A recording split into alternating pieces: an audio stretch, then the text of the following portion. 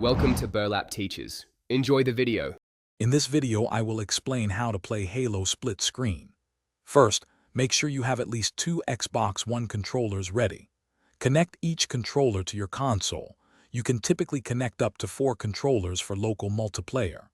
Once all controllers are connected and recognized, launch your preferred Halo title that offers split-screen functionality.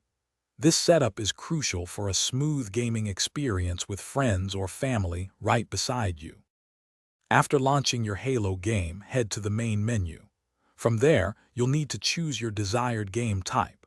If you want to play cooperatively through the story, select Campaign. For competitive matches, choose Multiplayer. Within these sections, specifically look for an option labeled Local or Split Screen. This ensures the game is set up for multiple players on a single console rather than online play. With the local game mode selected, you'll typically see a prompt on screen for additional players to join. Player 2 should press a button, usually A, on their connected controller to activate their profile. Each subsequent player, up to 4, will follow the same process.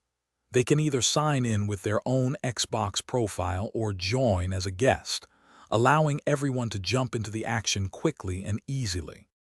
Once all players have joined the lobby and their profiles are active, you're almost ready to begin.